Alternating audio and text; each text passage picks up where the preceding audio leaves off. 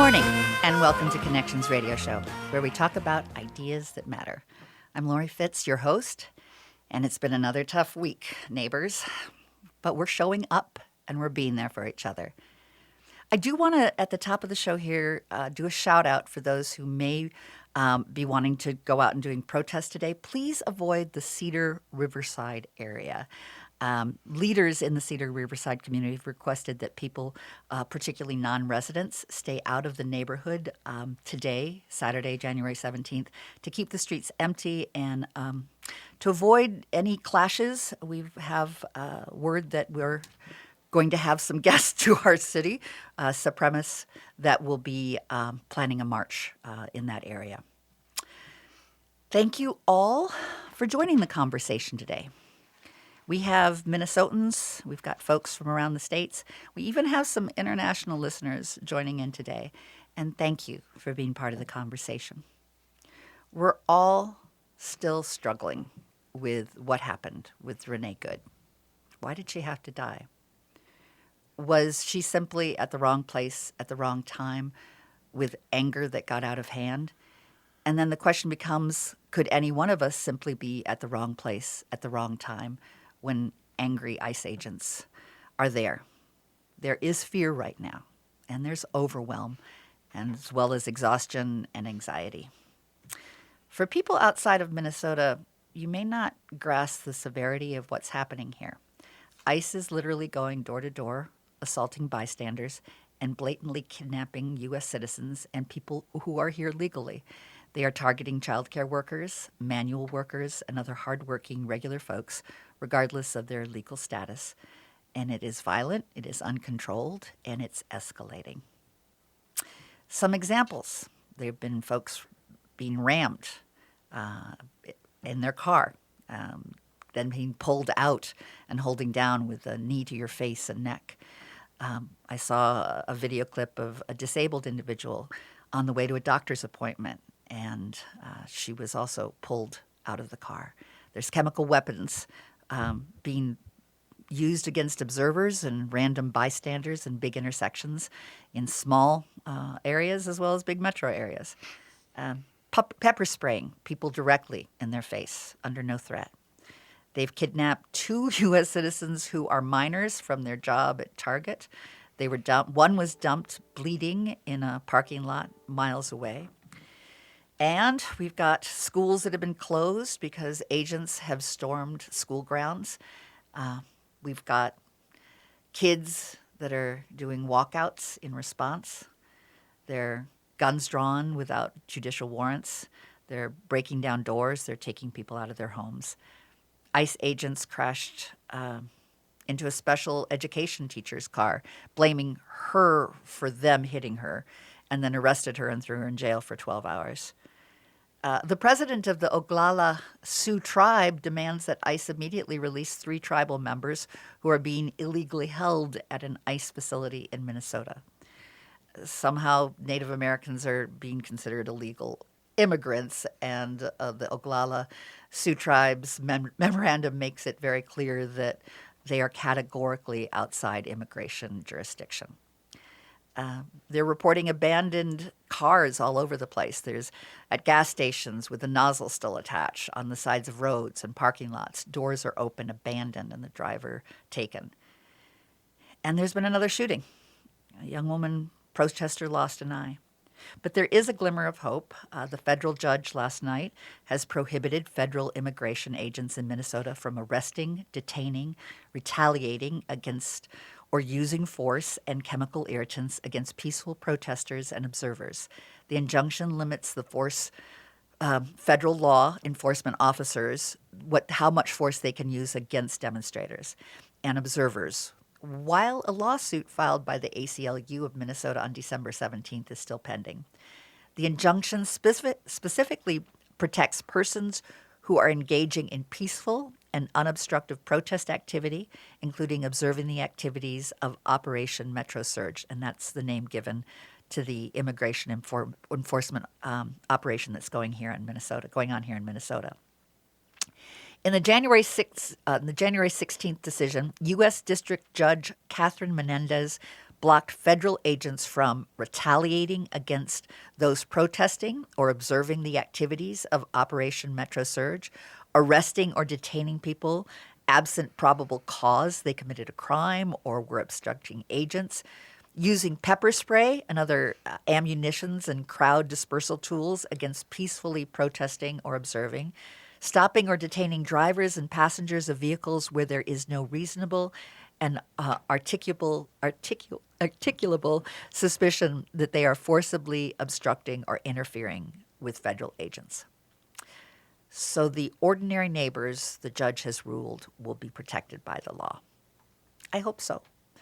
I hope the response teams and the watch networks and the observers, despite being decentralized effort by people with jobs, kids, and no official power, Minnesotans, we are showing up in the face of danger.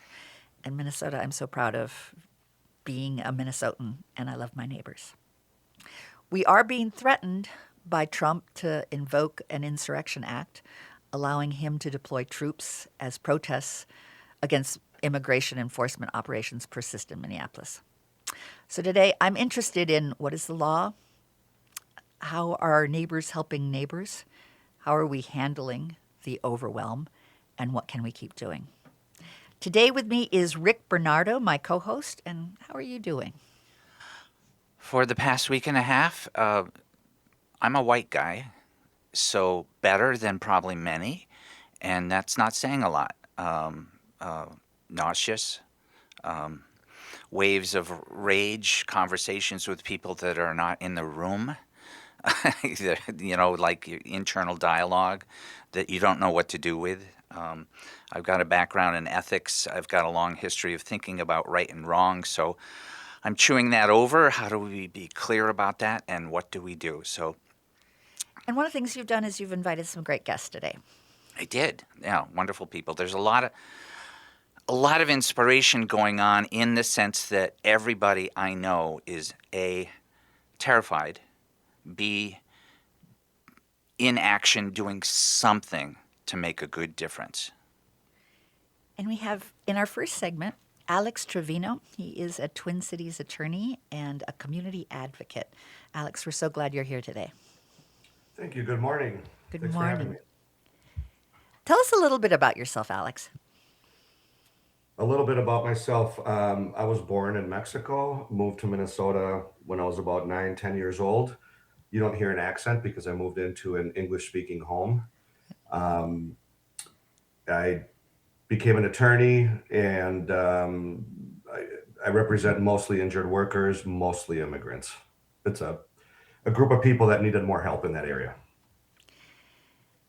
You have shared with me about there's information out there, there's misinformation out there, there's doctored videos. How are you working with all of that? I have no idea. Yeah. We're all on social media. We're all having conversations and discourse. And I think the most important thing is to make sure we know what our source is. Where did we get our information?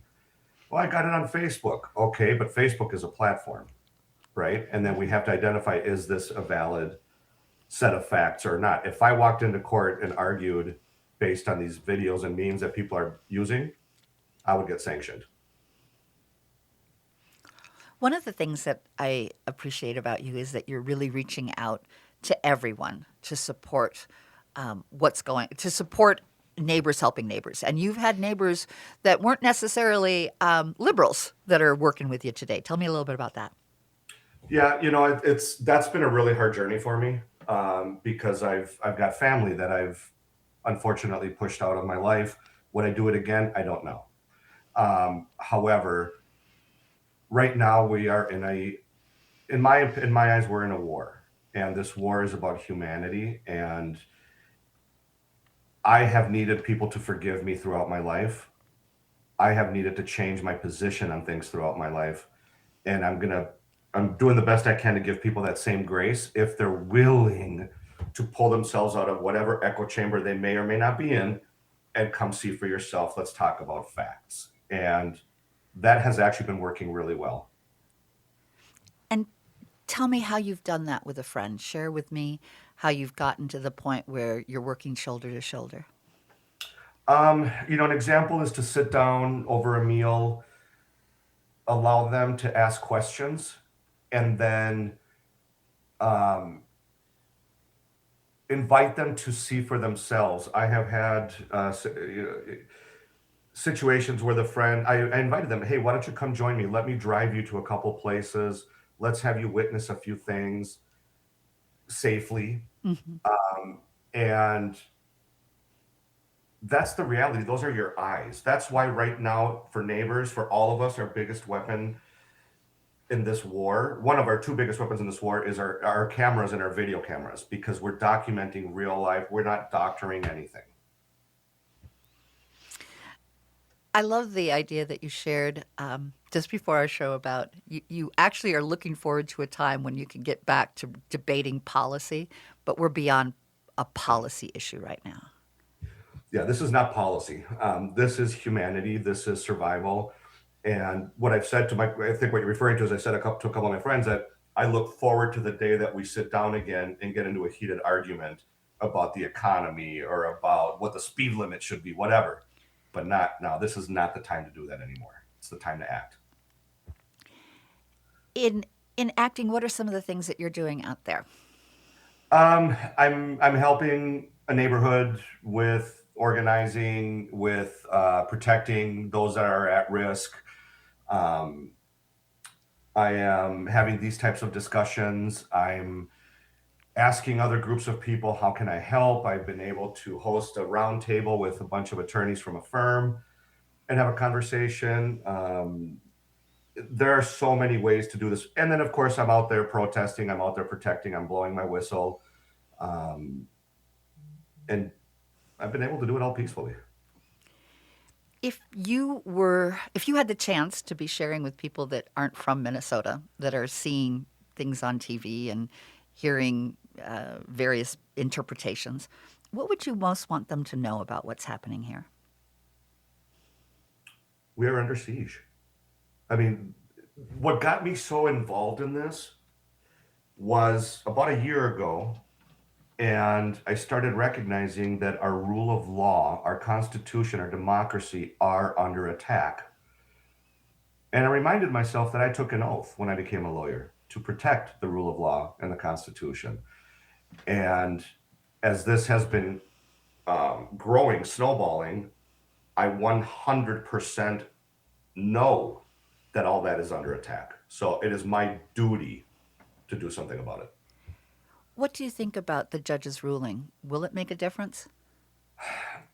Yes, but I don't think it'll make a difference the way people hope. I don't think it's going to stop these thugs, these agents from violating people's constitutional rights. I don't think it's going to keep them from obeying that. However, where it really is going to have teeth is it's going to provide clarity and guidance in the lawsuits, in bringing these claims. And it's going to be much harder for the Department of Justice to say, oh, this is not this is legal work or legal things that they did. One of the news agencies asked the question, the headline was, why is the federal administration antagonizing Minnesota? And I thought, beating people and disappearing people is way beyond antagonizing. And that's what I hear from everybody we're dealing with is brutality. Well, and they want us to respond in kind. Because if we respond in kind, then that opens the door for them to try to, bring up the Insurrection Act. Got it. What could happen if that is invoked? What would that look like? I've never even thought about that because I never thought it'd be possible. Yeah. Will Governor Walz have to call up the National Guard to defend us? Will the military itself obey that command? Will they obey illegal orders? We don't know. This is why we need to band together right now. And we are showing the world that we're not going to stand up to this. And we're doing it in the Minnesota way. And if that means freezing the streets, okay. I don't mean that necessarily, but my passion got a hold of me there. Sorry. The streets are freezing anyway, Yes. Right? I mean, so Correct. we're all together with the weather here. Correct.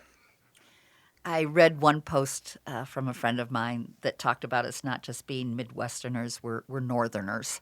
You know, we're the people of the North Star State. And that gives us a different kind of commitment to each other, a different kind of neighbor, helping neighbor, and making sure that we're all going to be okay.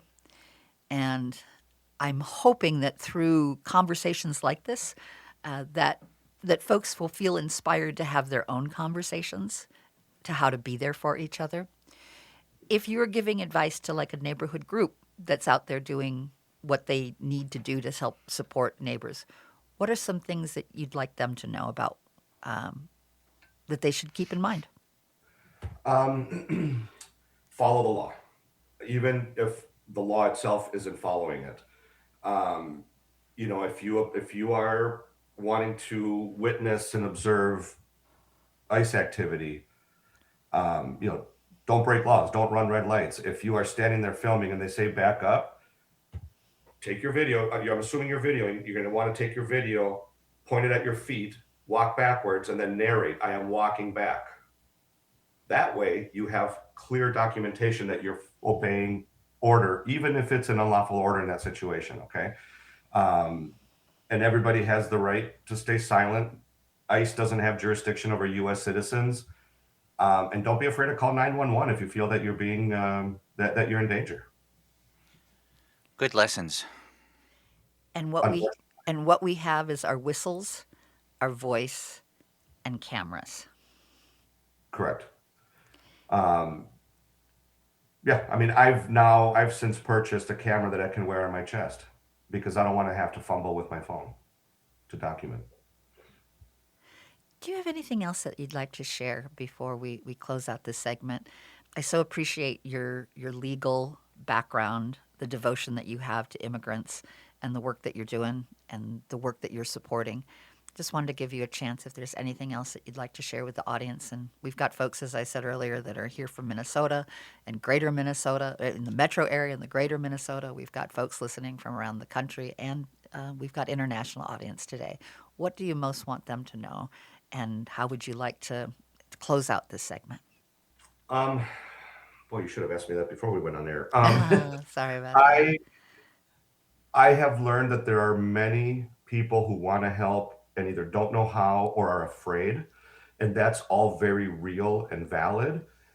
There's a reason that the military has people that work in, soldiers that work in logistics and soldiers that work in the kitchen, and it takes everybody to be able to accomplish this. So if somebody's afraid to be out on the streets, that's okay, but you can find other ways to help. The biggest need that we're seeing right now and the biggest void, at least that I'm seeing, is rental assistance. When people are having to shelter in place, they can get food delivered. There's wonderful organizations doing that work, but rent. And I beg the state to right now enact a moratorium on evictions. We need that to happen. But lastly, take care of yourselves. I have to take breaks. Otherwise, I'm not going to be the best advocate and the best helper in this. So it is okay to feel. I cry every day, and that's actually helpful. Alex, thank you for joining us today and sharing not only some good to-do lists, but sharing from your heart. We appreciate you, and we appreciate all that you're doing. Thanks for doing these shows. It's going to help. You guys are all a part of it. Thank you. Thank you. And we'll be taking a break. We'll be back after a few great commercials that support the work that we do here on AM 950, the progressive voice of Minnesota. And in our next segment, we're going to be talking about how to deal with that overwhelm. And we've got Dr. Trish Vanni and Reverend Doug Pagitt to share about some things to think about. We'll be right back.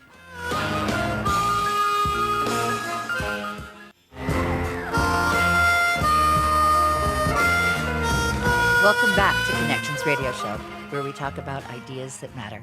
I'm Laurie Fitz, your host, and we are continuing our conversation about what's happening here in Minnesota. We are faced with a lot of challenges right now, and what is amazing but not surprising is that Minnesotans are coming together, and they are helping each other. We are a neighbor helping neighbor. But we are going through a period of overwhelm with all that's going on. And I appreciate you being here and joining the conversation today. It's not easy. It's not easy to talk about, and sometimes we can feel so isolated. And what we need to do as much as we can is stay connected, but also take care of ourselves, because this is an overwhelming time. I had a sort of amazing call the other day from my brother, and he was upset and nervous. And I was like, well, what's happening? And my brother, JD, he was like, well, you didn't call me back, and I'm scared. And I'm like, I realized how friends and family throughout the world are worried about us. And when I didn't call back, it's like, are you okay? I'm like, yes, I'm okay. But we're all trying to figure out what okay means right now. And how do we keep navigating, and how do we navigate together? Rick Bernardo is my co-host today, and he has invited some wonderful people to help talk about this with us. Thank you, Laurie. And two people I've known for a number of years. One is the Reverend Dr. Trish Vanni, and Trish is a ecumenical Catholic priest in Eden Prairie. She's also a professor at theology at St. Catherine's University. And the other person who is joining us with Trish is Doug Pagitt. He's also a pastor, long ago founded Solomon's Porch in Minneapolis. He's most known now for the past, I don't know how many years, 4 or 5 years at least, maybe longer than that, as the founder of Vote Common Good, which is really committed to engaging ministries and faith communities all around the country and transforming that language back, actually. He's got a new book called Outdoing Jesus. But both Doug Pagitt and Trish Vanni are experts in my lifelong passion, which is what is ministry? What is it? And for me, it's sacred service. It's making a difference. And it could be everybody is in some kind of ministry. So welcome both of you, Trish and Doug.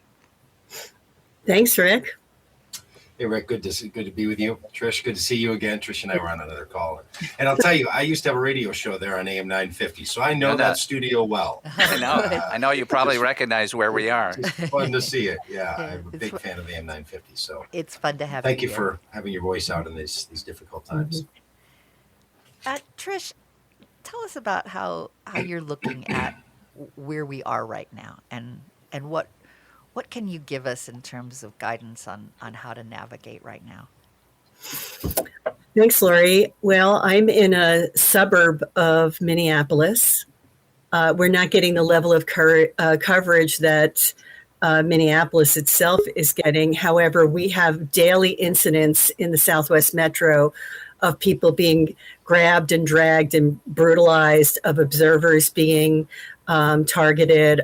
Just the other day, citizens driving through town were being stopped and they were being asked for their ID, which is absolutely illegal. So we're in an extra legal moment in this country. That's one of the things that's going on. And of course, it's very much what you described. It's an enormous stress in the background for everyone. It's an epic level of stress for my Somali and Latino neighbors here in town. We have one of the largest Somali communities in the country here in my city. So what do? Well, you figure out what's the piece of this action that's yours to do. So Doug and I come from the Christian tradition. So listeners, one of the things that we believe is that we're a body, and that gifts are given to the body, and they're all very different. Some of us are going to need to show up. I reconnected with Doug in the wake of watching him put out these amazing videos from sites that he was at, documenting what was going on to his national following. He's a person who can take his camera and go down in the thick of something. My sister's disabled, but she can call her building manager and say, how are you protecting the building? And what are you doing with the timing of that garage door, which is way too long? went into her building because the garage was up for too long. We all have our small piece to do. So the question is, what's my piece? And then the other question is, how do I sustain myself for the long game? This is not going to resolve in a week. It's not going to resolve in a month. This is going to take time, not only to resolve the extra, the illegality and the horror that's going on, but also to recover from the trauma that's going on. And your role in the ministry in supporting these times. Tell me how the ministry is showing up. You mentioned we are part of the body, but there's some very specific things that the ministry is doing in this time and in throughout not only our metro area but in the rural as well. Well, I think one of the things that's incumbent on people like me, and I know Doug lives this as well, is to really help people distinguish the difference between Christianity and Christian nationalism. Because there's a lot of disinformation and a lot of lack of information that's flying under the banner of Christianity. So undoing that, preaching well, teaching well, loving people, creating safe spaces for them to come and fill their well. Like, I'm a big fill your well person, right? And it doesn't even, it doesn't happen just in mosques and synagogues and churches. It happens when we, put on our snowshoes and tromp through the park. And it happens when we sit in silence with our eyes closed. And it happens when we dance to great music, that we figure out how we're going to sustain ourselves. So I think part of my job locally is to keep, I loved how Alex talked about he's accountable to the Constitution. Well, when I was ordained, because I'm Catholic, they held the book of the Gospels over my head. And they said, are you willing to preach the gospel? And so to preach the gospel with integrity is the thing that I am profoundly accountable to. So to all of that, but also to participate where I can in helping break the disinformation bubble, because right now I'm pretty convinced that the only way that really accurate information is getting out is through citizen journalists on social media. That the mainstream media is captive to a lot of forces and they're not going to give tons of time. But we have this sort of granular, I saw that, or my friend was out at the bus stop in Minnetonka and saw the two kids get grabbed before they could get on the bus, which happened yesterday. Not far from where I live as well. Yeah. So to use our networks and to get involved with organizations, we don't have to reinvent the wheel. There's so much out here in Minnesota that's being of service in every imaginable area. Here's a light of in my life, and I would name it as grace as a Christian. I, in a million years, would never have dreamed in my affluent suburb where there's so much inertia that literally hundreds of people would be mobilized. Yeah. Hundreds. So find those organizations that are doing that, connect in, and figure out what is my piece. And that's something, that I hope your pastoral people can help you figure out if you're not quite sure what that is. And Doug, I heard Trish mention that you've been out there doing a lot of videotaping. Tell me about how you're being a citizen journalist. Yeah, our primary work is we work around the country on helping faith voters to disconnect from a Republican voting identity and vote for Democrats. So we do that work all over the country, but I live here. And so I recognize very deeply that Minnesota is under this pressure right now. But look, this Trump administration is targeting all Americans. They're here now, but they were in Portland before, and they were in Charlotte. They were in Los Angeles. They may be going to Maine next. Yeah. They're going to keep going. Yep. So there is a solidarity being built, and our work is to try to find that solidarity. And you know what I find when people are really healthy out doing this work, and I've seen lots of people do it in very healthy ways, it seems to me that they know themselves, right? They're figuring out, in a time of deep pain and crisis, you really get to know yourself. And some of us, we respond very easily to the pain that people are feeling. But some of us, we respond with a solution in mind. And some of us, we see the glaring hypocrisy, So know yourself and don't compare yourself to others. Figure out how you approach this world. Like, I wake up pretty much every day thinking, how did the conservative don't tread on me crowd become the obey or die crowd. Yeah. Right. It drives me out of my mind. How do those who say law and order is so important and yet they're fully confident voting for a 34-time convicted felon? Like these are things that, my pastoral heart just says, like, could you find some consistency in your life? But that's not everybody's thing. And Right. sometimes people get excited about something that somebody else doesn't get excited about. But for many of us, this is personal. My own son, adult son, came over to pick up his passport and birth certificate that he keeps in a little safe at our house because he's of Mexican heritage. He drives for Amazon. And he said, I have to have my papers. A Minnesota-born kid has to pick up his papers. It's gut-wrenching. That is utterly, utterly heartbreaking. Mm-hmm.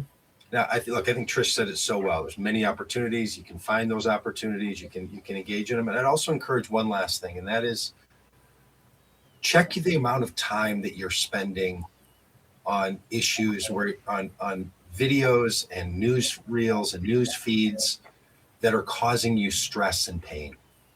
All of us can only take so much. And unfortunately, the amount of stress and anxiety and pain and sadness that we're under, it doesn't necessarily heal the world because we're suffering more. Enough empathy, enough care is crucial that we feel this pain and we're not hardened to it. But also check the amount of time that you're on your phone. Maybe going to bed moments after watching the horrors of ICE agents is not the best way for you to sleep well at night or to wake up in the morning. So we really do have to figure out how we're going to manage this over the next 3 years, because we are still 3 years and a week away from the end of this administration. And we have to figure out how to engage in ways that are life-giving and are caring with our eyes wide open and recognizing the true realities. But what we need is to be fully alive, all of us.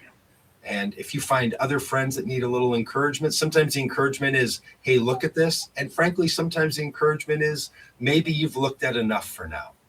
So I would encourage all of us to really care for one another in the Christian tradition that Trish and I come from. Loving one another is the ultimate call, right? There is no greater commandment than to love one another. Mm-hmm.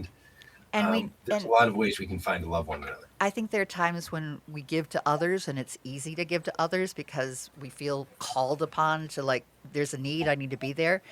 But taking care of ourselves is going to help us be there for others for a longer period of time. Mm-hmm. And since we are looking at the long haul, how can we commit to ourselves, to our community, to our neighbors, to the world around us that allows us to stay connected, but stay connected in a healthy way? And it's hard. Yeah.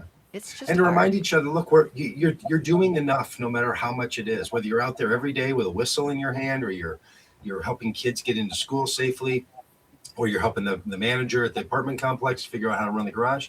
Whatever you're doing, it is already enough. You could do more and that would be enough, or you could do a little less and that would be enough.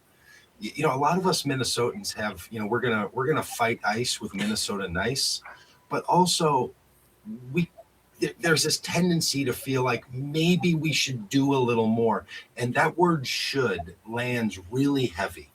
Mm-hmm. Replace it with "could." You could do more, but maybe not today, maybe another day. Because we have to stay a healthy people, because a beleaguered, angry group. In fact, Trish, maybe you could share that last bit you shared on the podcast with me the other day, which came out of the recovery work, which I thought was so brilliant. I've been repeating it to people all week.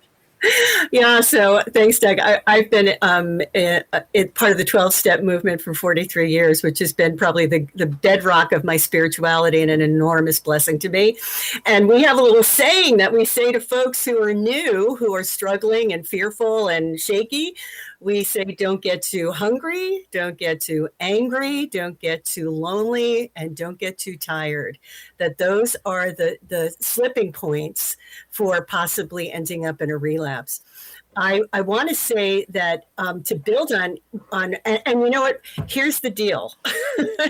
Here's the reason, particularly people with my complexion, which if you're not watching but just listening, I am of 100% Irish heritage, including a grandfather who ran off and joined the partisans.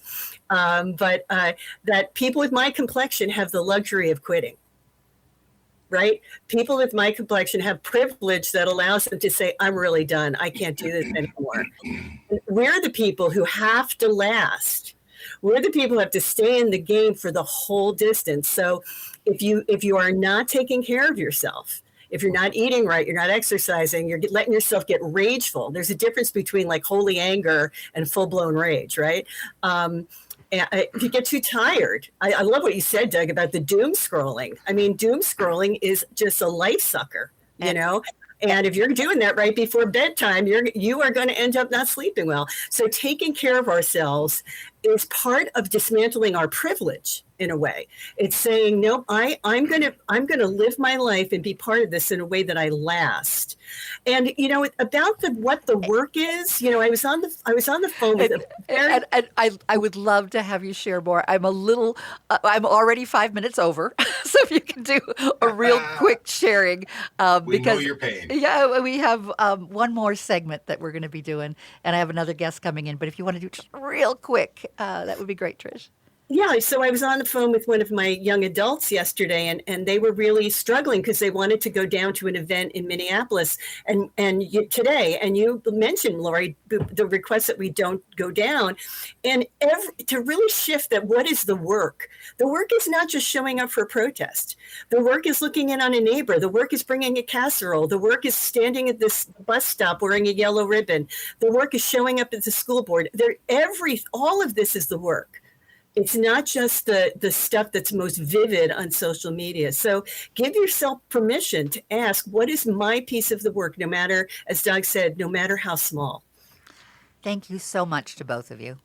You've provided us with wonderful ideas to think about and to be encouraged by. And it's a long haul, and there'll be more conversations that we have and will continue to have to help us stay connected here on Connections Radio Show. On AM 950, the progressive voice of Minnesota.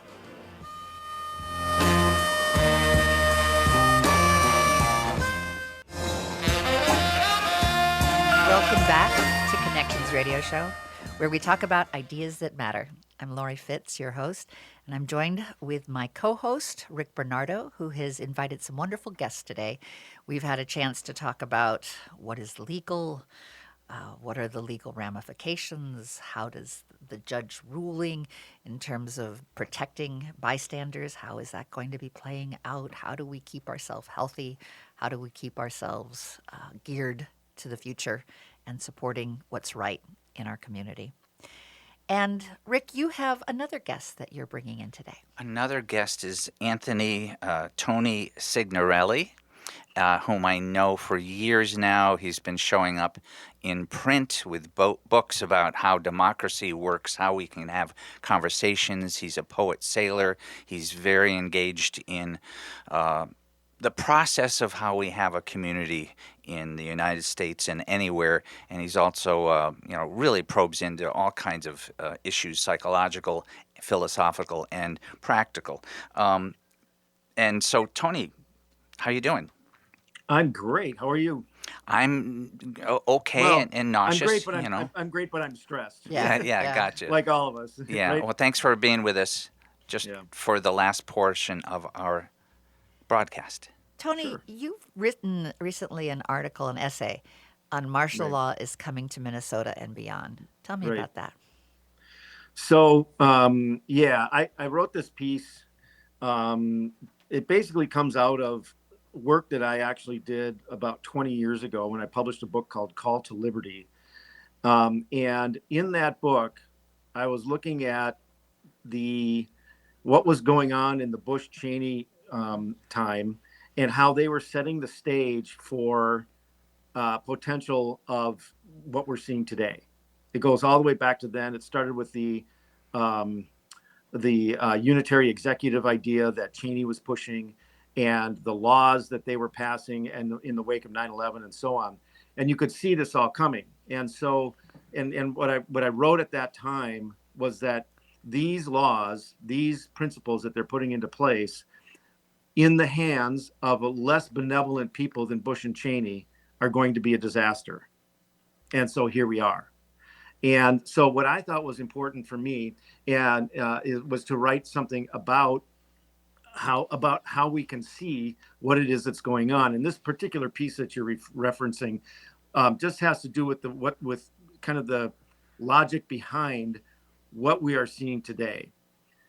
The reality is that when these people come to this protest from out of town, who are the Proud Boys and the other groups that are associated with that for their anti-Muslim or whatever the heck it is that they're doing, their purpose, you can see it, you can just read it. Their purpose is to provoke violence, because when they get an image of violence, it justifies the Insurrection Act, to not just to Trump, but to the people he would have to have go along with him on it. And so it's a matter of helping us to see what it is that's going on.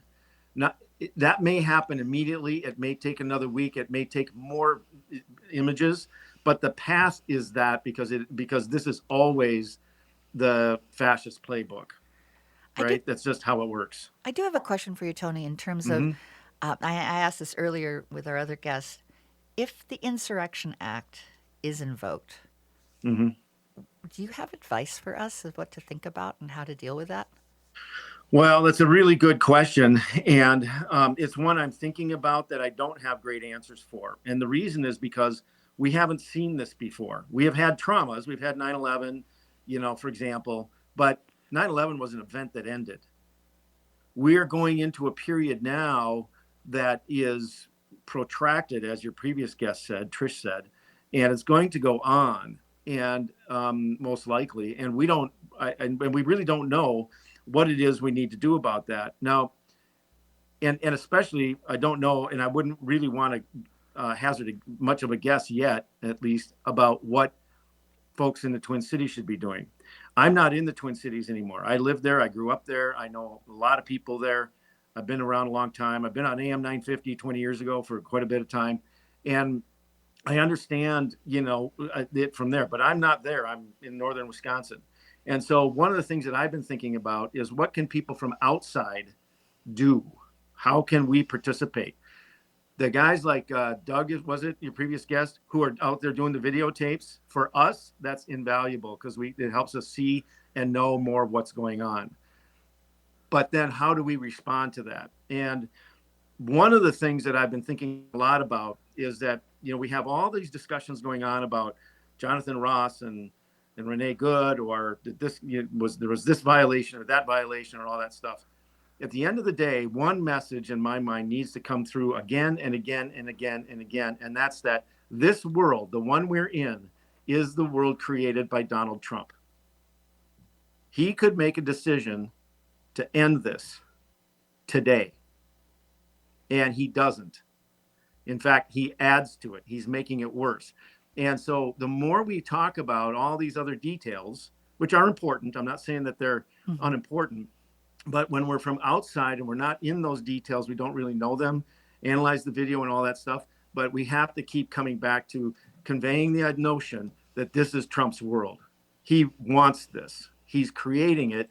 And then really, when we're engaging with people who are supporters, it's like, well, do you really want us all to be hating each other? Do you really want this violence in the streets all the time? Do you want your people to be scared just like everybody else is? Do you want to have to carry a gun so that you feel safe? Is that the world you really want? So from outside, it's these questions, I believe, that is one piece of what we can contribute. Beyond that, I'll be honest, I'm almost a little bit as stuck as anybody. Like, how are we going to handle this? What is that going to look like? History has options. The French resistance, the Italian resistance, things like that. But is that really where we're going? Is that really where we're going to end up? God, I hope not. Seems to me that like we're in some sort of occupation. It's just about how bad can it get? That's the landscape we're in. I had a friend send me a meme that she never really expected, that Minnesota would be the place that a revolution could start. It certainly wasn't on my bingo card as to what I could envision Minnesotans.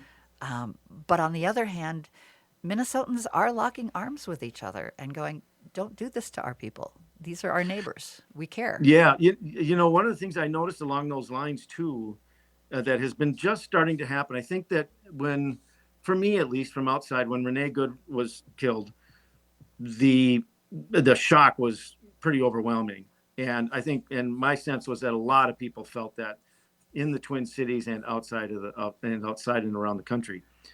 But one of the things that I'm also finding is that, and I'd be curious if you guys who are in the cities are feeling this, people seem to be connecting. Oh, yeah.